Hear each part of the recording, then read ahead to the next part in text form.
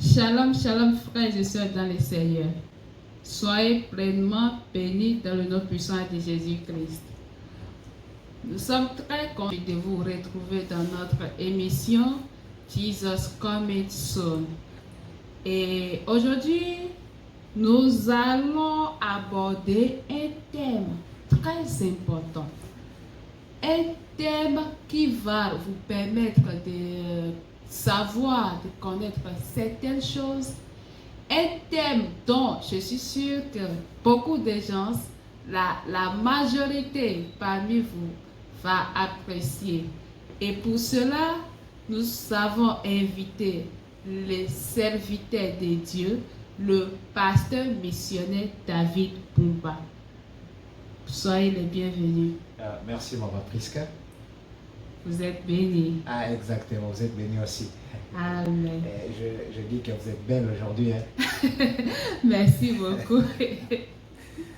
Ok, aujourd'hui, nous allons être avec vous et vous allez nous éclairer, vous allez essayer de nous faire comprendre tout simplement que nous allons parler sur l'enlèvement de l'Église. C'est le thème d'aujourd'hui, l'enlèvement de l'Église.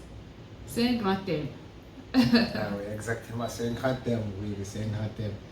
Vous voyez, c'est très profond, vraiment. C'est ça même la vie chrétienne, l'enlèvement de l'Église.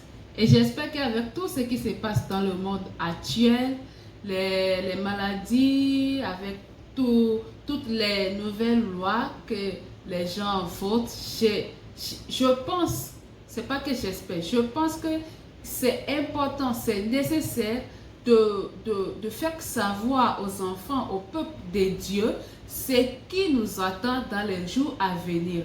C'est que l'enlèvement de l'Église. Et pour cela, ou bien avant de continuer, je vais vous demander de prier pour nous et de nous remettre dans la main du Seigneur Jésus-Christ. Notre Dieu, nous te disons merci, nous te remercions de ce que tu nous as donné cette opportunité.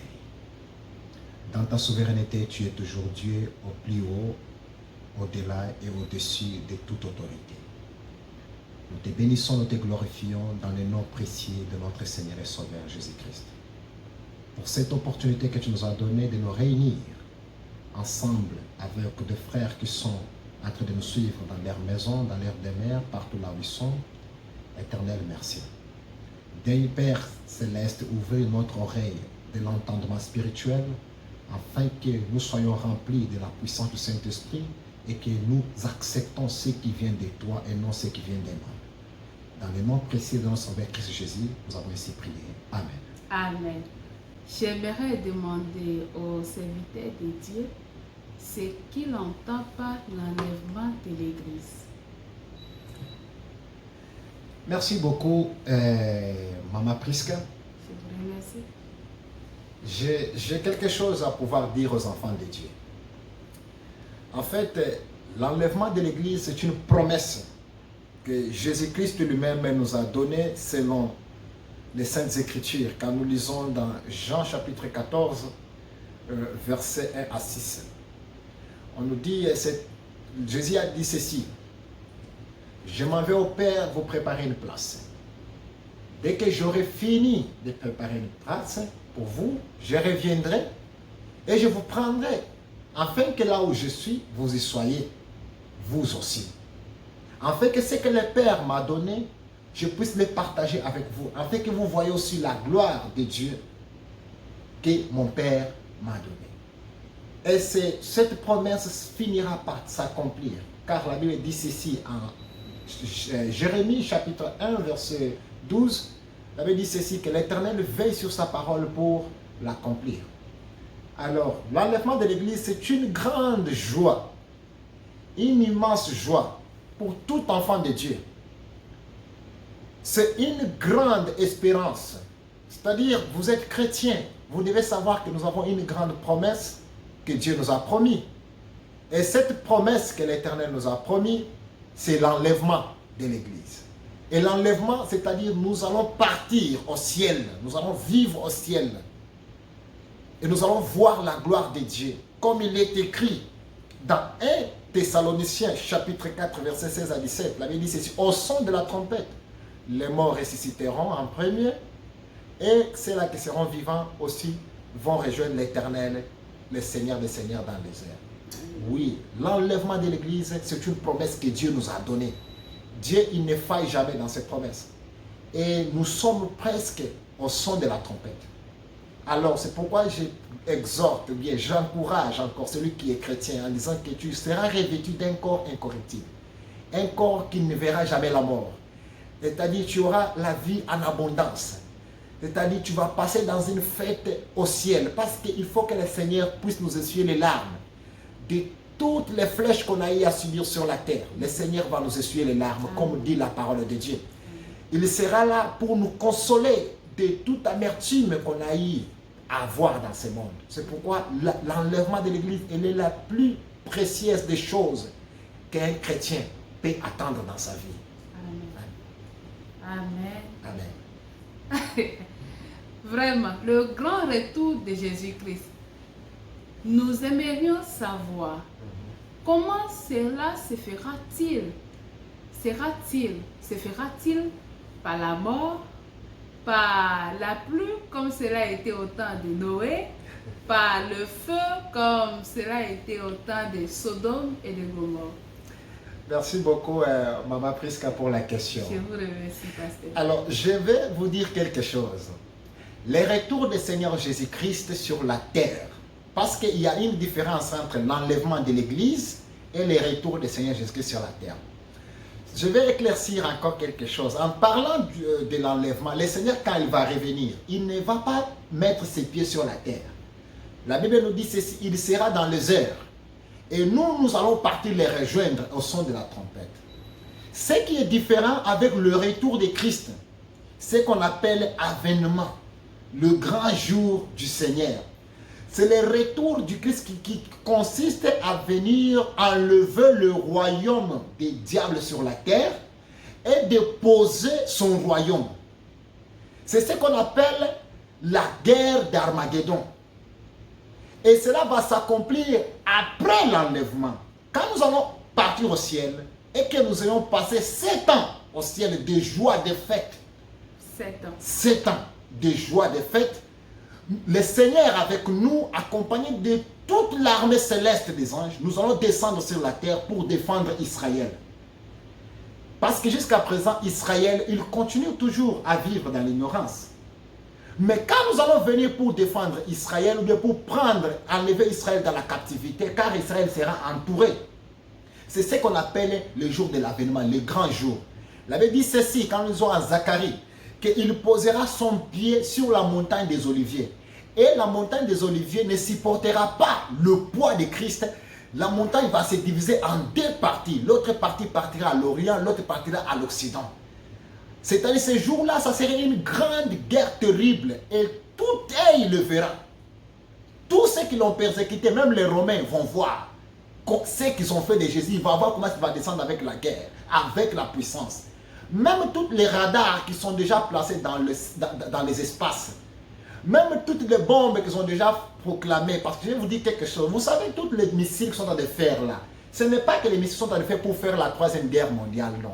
La 3e guerre mondiale qu'ils sont en train de faire, c'est la guerre qu'ils vont faire à Christ. C'est pourquoi ils sont en train de se préparer comment, quand le Seigneur va venir pour enlever ou bien déloger le royaume de Satan sur la terre, ils vont pouvoir les bombarder. Maintenant, la Bible dit ceci que les puissances célestes vont s'ébranler, vont tomber. C'est alors que le Fils de l'homme apparaîtra. C'est-à-dire, l'avènement, c'est un grand jour terrible. C'est un grand jour terrible qui consiste à déloger le royaume de Lucifer sur la terre avec tous ses acolytes. Et c'est le jour-là même qu'on prendra Satan, on va les lier et on va les jeter dans les trous. Et on va les lier pendant 1000 ans. Et c'est comme ça qu'on appelle l'avènement, le retour de Christ. Le retour de Christ, c'est pour venir maintenant installer le royaume. Parce que en installant le royaume, le Seigneur va régner ici sur la terre pendant 1000 ans. Selon ce qui est écrit en Apocalypse chapitre 16, versets 15 à 21. Il va régner ici sur la terre pendant 1000 ans. Et il sera appelé le roi des rois, le prince de paix. Parce qu'à cause de sa présence sur la terre, l'univers, le monde entier sera couvert de la paix des Seigneurs. C'est-à-dire, il va transmettre cette paix. Il sera le juste roi à Jérusalem. Et c'est le même Jérusalem que nous voyons là. C'est là où le Christ, le Messie, va s'asseoir comme étant le roi des rois. Maintenant, encore une chose. Quand le royaume sera installé de Christ sur la terre, vous savez ce que ça va se passer? Non. Nous, là, qu'on a accepté le Seigneur Jésus-Christ, nous serons comme des ambassadeurs, les ministres à côté de Christ. Alléluia. Nous serons des ministres à côté de Christ. C'est-à-dire, nous allons l'entourer parce que lui, c'est notre mari, nous sommes ses épouses. Alors, là où il y a l'époux, l'épouse aussi, et là où il y a la femme, il y a l'homme. C'est-à-dire, là où il y aura le roi, nous sommes des reines. Nous allons être à côté de Messie. Nous allons être à côté, nous allons diriger le monde. Nous allons gouverner le monde avec plein de justice. Et il va être un juge suprême sur la terre. Voilà ce que un peu, en petite chose, que je peux dire concernant le retour de Jésus-Christ sur la terre. Très bien. J'espère que les explications du pasteur sont claires au niveau de tout le monde. En tout cas, nous vous laisserons la possibilité, si quelqu'un a une question à poser, de nous le faire savoir dans les commentaires. Je retourne envers vous, le pasteur. J'aimerais savoir quels seront les signes que nous verrons que Jésus-Christ revient bientôt. Et par quoi on peut savoir que c'est déjà l'heure, c'est déjà proche? Ok. Est-ce que vous allez me permettre d'abord que je lise la parole de Dieu? Bien sûr. Ok. Nous sommes dans le livre de Daniel, chapitre 9, 27. Écoutez ce qui est écrit. Hein? La Bible dit ceci. Il fera avec beaucoup une solide alliance d'une semaine, et durant la moitié de la semaine, il fera cesser les sacrifices et l'offrande. Le dévastateur ira à l'extrême des abominations jusqu'à ce que la ruine et ce qui a été résolu fondent sur les dévastateurs. Je vous prends encore le second livre, c'est Matthieu 24, verset 15. Je prends juste son verset 15. Hein. C'est pourquoi lorsque vous verrez l'abomination de la désolation dont a parlé le prophète Daniel, établi dans le lieu saint, que le lecteur fasse attention. Concernant seulement ces signes ici, déjà, je sais que le Seigneur, il est à la porte. Est-ce que vous m'entendez, maman? Très bien. Concernant seulement ces signes ici, nous devons savoir que le Seigneur est à la porte. Pas même parler des problèmes de tremblement de terre, la famine, la guerre. Moi, ces signes ici, je sais que le Seigneur est à la porte. Pourquoi? Parce qu'il y a des choses qu'on ne peut pas retrouver au sein de l'Église. Mais aujourd'hui, on les retrouve au sein de l'Église. Avant, on avait peur. Quand tu entres dans la présence de Dieu au sein de l'Église, tu as peur. Mais aujourd'hui, qu'est-ce qui arrive? Aujourd'hui, qu'est-ce qui arrive? La liberté totale. La liberté totale au sein de l'Église. Jusqu'à tel point que, maman, on arrive même à vous dire que chaque chose a son temps. C'est le temps de la grâce. Et puis on appuie avec Ecclésiaste 3, verset 2. On appuie l'Ecclésiaste 3, verset 3. Que chaque chose a son temps. Vraiment. Mais ils oublient qu'on ne blasphème pas l'Église. Aujourd'hui, l'homosexualité au sein de l'Église. Et les gens légalisent cela. Vraiment. Aujourd'hui, les vols au sein de l'Église. L'empoisonnement au sein de l'Église. Aujourd'hui, on retrouve de plus grands blasphèmes au sein de l'Église. La sorcellerie, la magie, la cabale au sein de l'Église. Hein? Mais tout cela, c'est un grand signe que nous voyons que le temple a déjà été blasphémé. Et vous allez voir là où nous partons ici. Vous voyez les lois qui sont en train de tomber, les lois pour les homosexuels. Demain, il y aura les lois pour les cultes. Et le lendemain, il y aura des lois pour ne pas même citer le nom de Jésus sur la terre. Vraiment. Je vous dis la vérité. C'est là où nous partons. Ça a déjà commencé avec Google. Google vient de créer un appareil. Quand tu cites Jésus-Christ, il ne va pas accepter. Il va te dire que nous n'avons pas les informations sur Jésus. Exactement.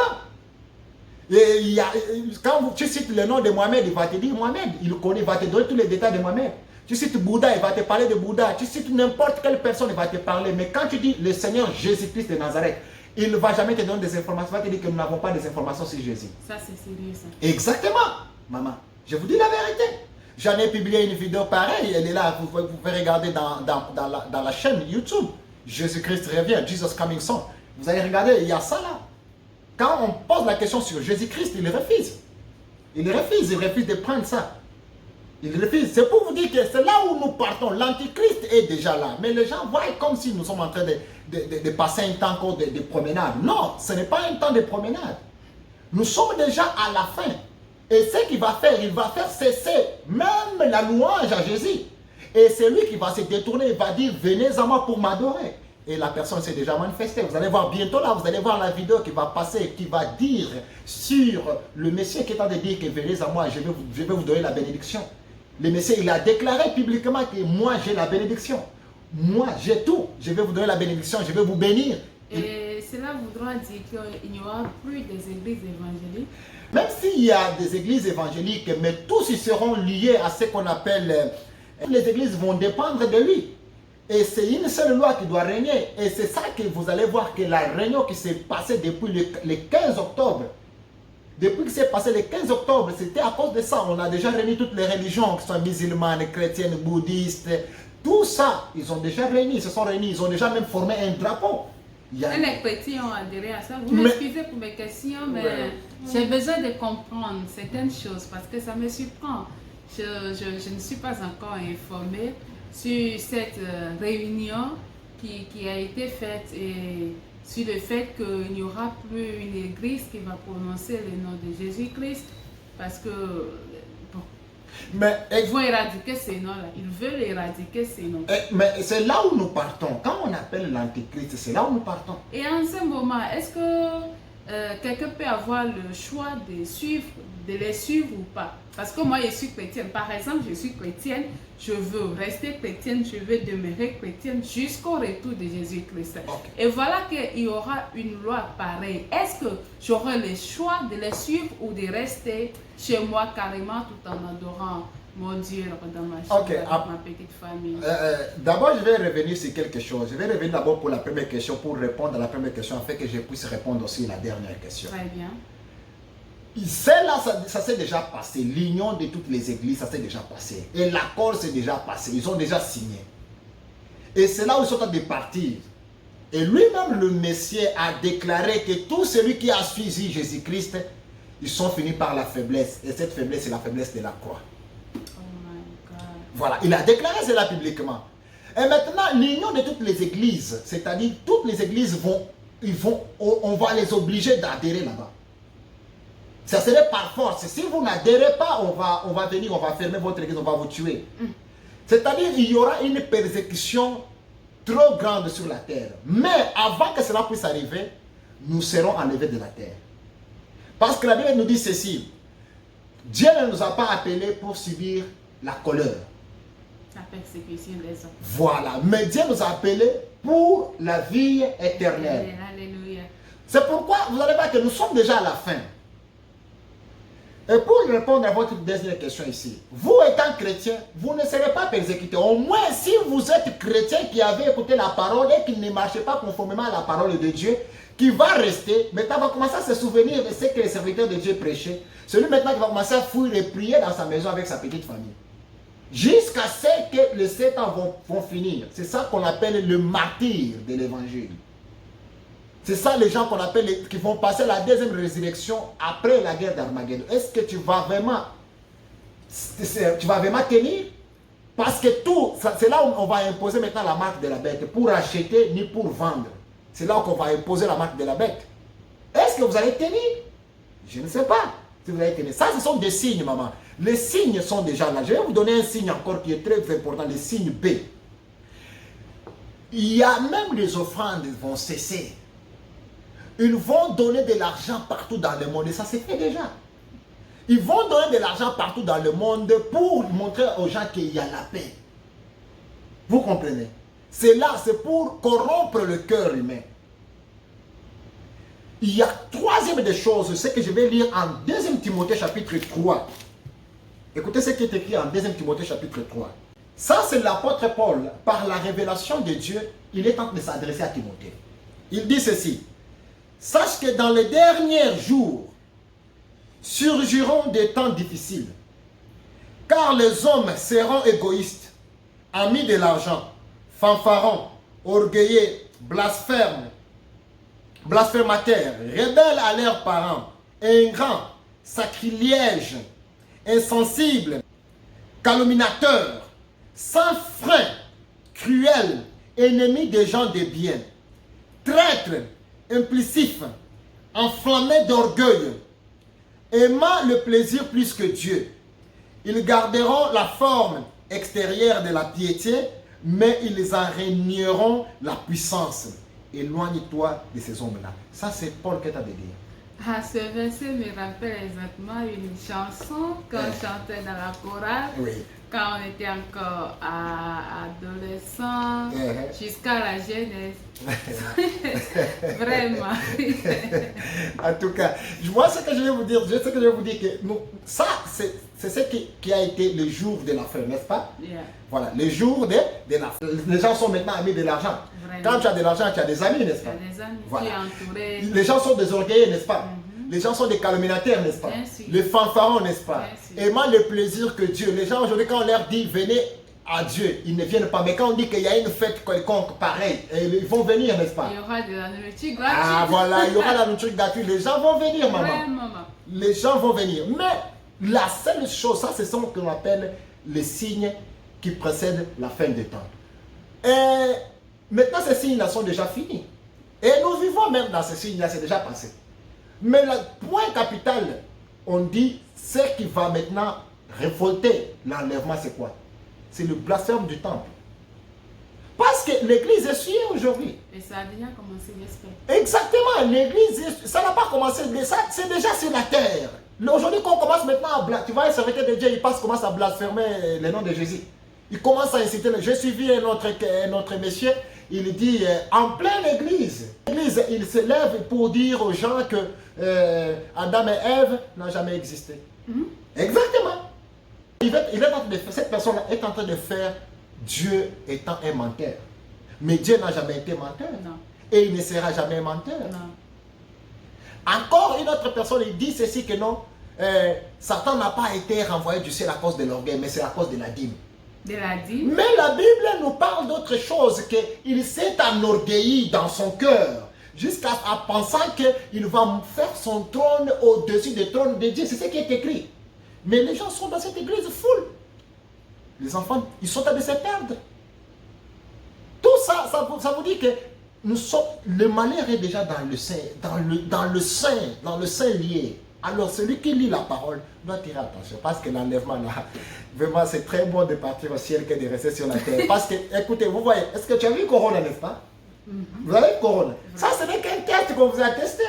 Vous avez vu les gens comment ils sont confinés, n'est-ce pas? Là, on est dépassé. Voilà, vous êtes dépassé, surpassé même, maman. En tout cas, papa, moi je suis en train de prier pour que l'année 2021 ne soit plus comme cette année misérable que nous sommes en train de passer. Exactement. Que Dieu ait miséricorde de nous. Ah oui. Ouais. Ah oui. Que Dieu ait pitié de nous.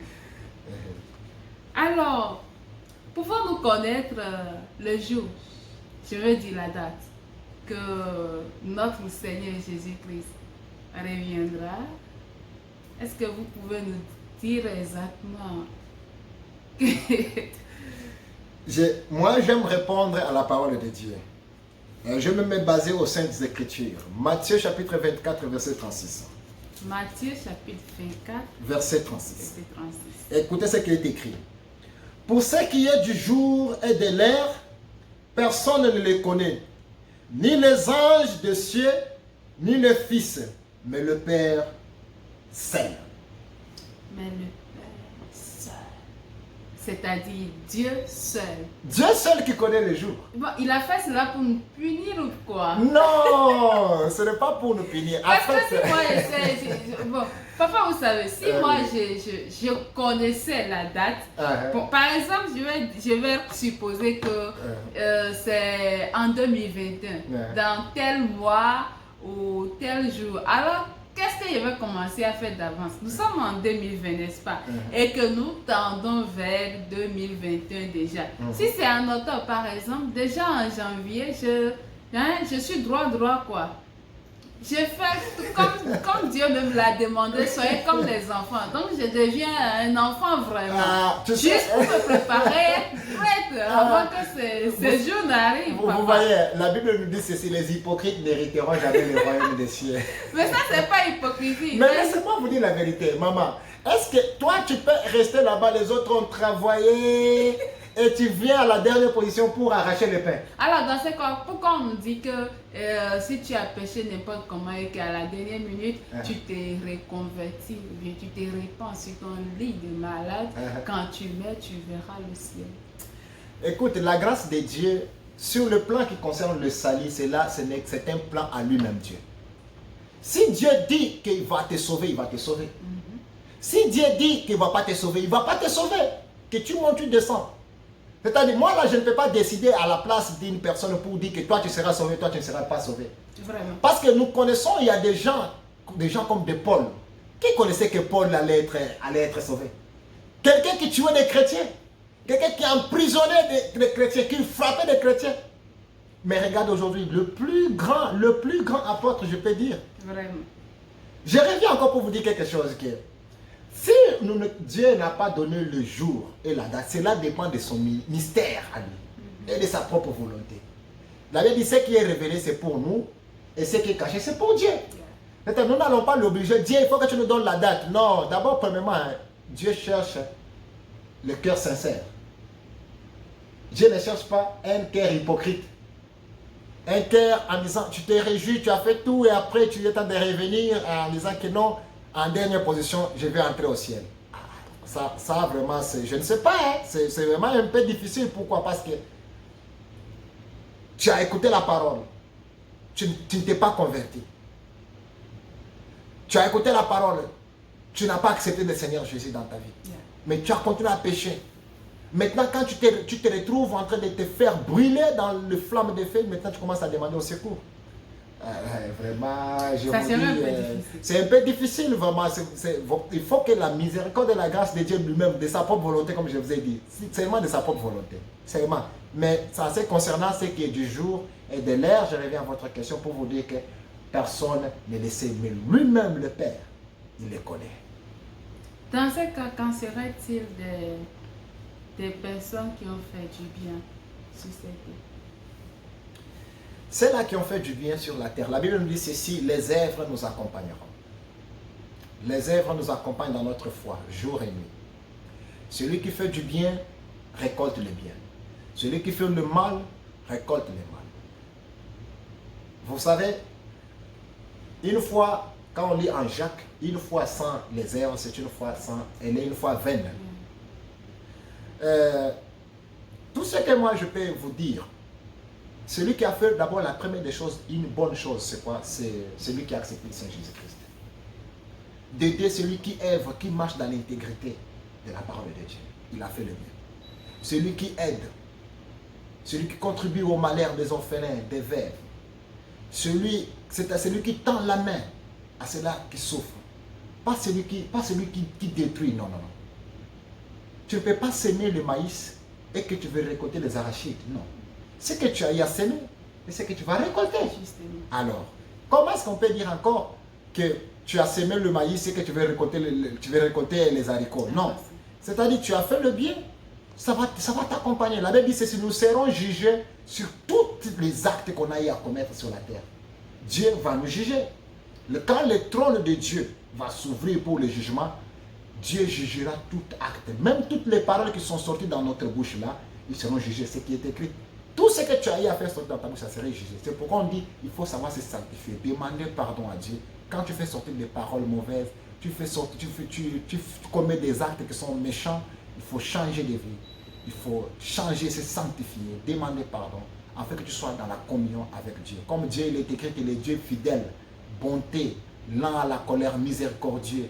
C'est-à-dire, il est là et il nous pardonne de tous nos péchés. Car il dit ceci, si vous confessez vos péchés avec votre cœur, je suis digne et humble de vous pardonner. Amen. Dieu, il nous pardonne toujours. Et les méchants? Pardon? Les méchants. Je voudrais parler des méchants. Ah, Quel sera les sons? bon, c'est là qui ont commis le mal. Ouais.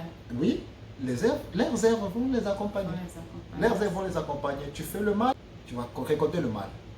Tu vas récolter le mal. Donc, le bien, tu vas récolter les biens. Exactement. Le mal, tu vas récolter le mal. Ok, très bien. Vraiment, je suis très heureuse. Je me sens bénie aussi d'avoir été choisie pour ce thème dont vous êtes en train de nous éclairer aujourd'hui. C'est vraiment une grande grâce pour moi, je dirais. Parce que ça m'a permis de savoir, de connaître certaines choses que je ne connaissais pas. Alors, je bénis Dieu pour cette occasion-là. Amen. En conclusion, pasteur, Oui. qu'est-ce que vous pouvez nous dire de toutes les questions que je vous ai posées? En conclusion, je peux vous dire ceci. Vous devez premièrement quitter le monde et tout ce qui y entoure. Ça, c'est la première des choses. La deuxième des choses, vous devez prendre maintenant la décision d'accepter le Seigneur Jésus-Christ dans votre vie. Car il n'y a que lui, celle qui peut te sauver. Car il n'y a que lui, celle qui peut t'enlever du malheur. La troisième des choses, confessez vos péchés envers Dieu. Repentez-vous. Demandez pardon à Dieu. Regrettez votre vie passée. Regardez tout ce que vous avez eu à commettre sur la terre. Regardez comment tu as mené ta vie. Et repens-toi devant l'Éternel, car tu as été créé à l'image de Dieu. Demande-lui pardon. Confesse tes péchés devant lui. N'aie pas honte. Regarde les serviteurs de Dieu. Va les voir. Parle de tout ce que tu as fait. La confession. Et on va prier sur toi. On va enlever toutes sortes d'esprits de réclamation du péché. Parce que vous voyez, quand quelqu'un ne fait pas la confession, vous allez voir que la personne peut être baptisée aujourd'hui, mais demain, elle retourne dans les mêmes choses parce qu'il n'y avait pas eu la confession. Et après, à la fin, tu seras baptisé. Et on va prier sur toi, tu vas recevoir la puissance du Saint-Esprit. Le Saint-Esprit va être en toi et tu seras changé en un être homme. Le Seigneur est à la porte. Le Seigneur est à la porte. Il vient. Réveille-toi, toi qui dors, afin que tu ne puisses pas passer ton temps pour rien sur la terre. Amen. Et ça a été un grand plaisir d'être avec le pasteur missionnaire David Pumba, le serviteur de Dieu. Et que puis-je lui dire? Je lui remercie tout simplement d'avoir accepté notre invitation. Merci. C'est moi qui vous remercie plutôt. C'est moi qui vous remercie. Alors nous sommes à la fin de cette émission, comme je le disais d'avance. J'espère que chacun de nous trouvera son compte. On nous a dit d'être prêts pour le grand retour de notre époux. Moi, je l'appelle époux. Exactement. Notre époux qui est Jésus-Christ, de nous repentir, de confesser nos péchés, de suivre, de mettre en pratique les paroles de Dieu, de marcher dans ses pas, d'être des chrétiens saints, je vais dire. Pratiquer la sainteté tous les jours. Voilà en gros tout ce que je peux vous apporter. Au cas où quelqu'un parmi vous aura une question ou bien n'aura pas compris quelque part dans notre émission, vous pouvez nous le faire savoir dans les commentaires. Comme ça, le pasteur sera toujours disponible. C'est lui qui nous a éclairé. Donc, je dis, pasteur, il y a un fidèle qui voudrait savoir si, et on vous apportera les éclaircissements dont vous aurez besoin. Soyez bénis et que Dieu vous garde, Dieu vous protège. Et on dit quoi? Bye bye. Bye bye. Pour la prochaine émission.